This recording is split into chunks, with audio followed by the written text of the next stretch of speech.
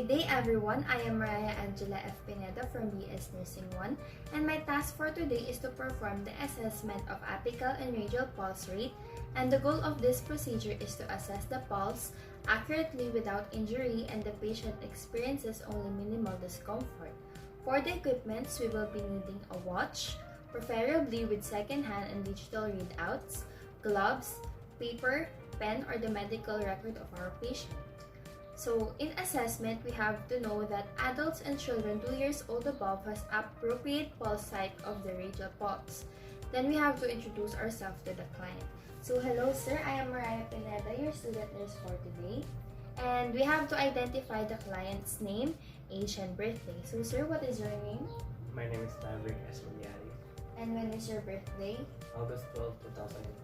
And how old are you now? 19. Alright. Now we have to explain the process or the procedure to the client, what we are going to do, why is it necessary, and how would the client cooperate. So sir, I'm going to assess your pulse rate, specifically on your apical and radial pulse, and I just want you to cooperate and follow my instructions later on. Is that okay? Okay. Alright. So before we are going to proceed with the assessment, we have to ask some questions about the patient's condition. So sir, how often do you exercise? 3 times a week,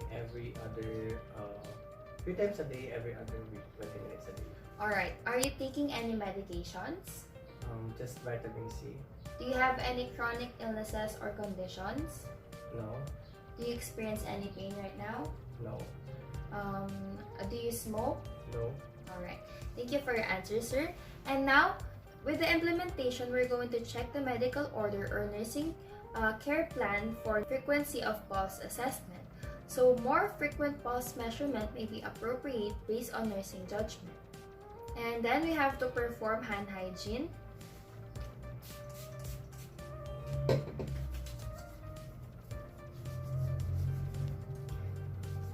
Then we're going to provide client privacy. So, assuming that there are curtains, we're going to close the curtains. After that, we have to position the client appropriately and assist the client to a comfortable supine or sitting position. So, sir, are you in a comfortable position now? Alright. So, we have to expose the area of the chest over the apex of the heart. If previous measurements were taken, determine what position the client assumed and use the same position. So, sir, may I expose your chest?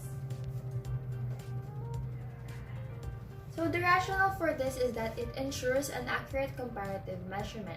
So we have to locate the apical and radial pulse sites.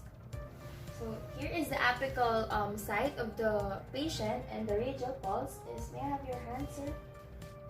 Alright, this one. Now we have to expose only the site chosen while we're going to do some examinations. Okay, so sir, I will take your apical pulse rate, so just relax and do not move, alright? Okay, so we have to slide our index finger just to the left of the sternum and palpate the second intercostal space. So here, this one.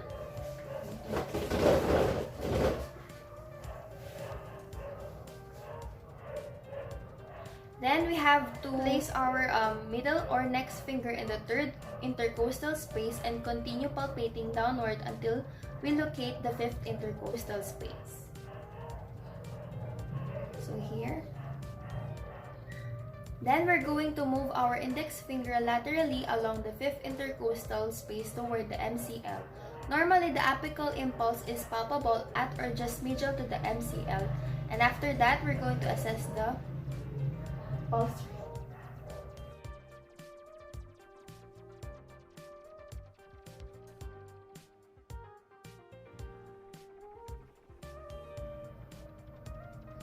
Alright, now we're going to assess the radial pulse of the patient. So sir, may I have your hand? We have to palpate and count the pulse, so we have to place 2 or 3 middle fingertips lightly and squarely over the pulse point.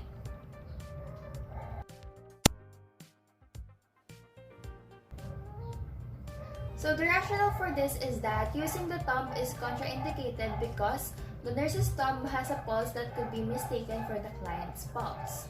So after placing our first, second, and third finger on the artery, lightly compress the artery so pulsation can be felt and counted.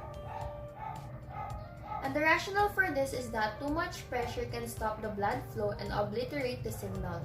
And using a watch with a second hand, count the number of pulsations felt for 30 seconds and multiply this number by 2 to calculate the rate for 1 minute. If the rate, rhythm, or amplitude of the pulse is abnormal in any way, palpate and count the pulse for 1 minute.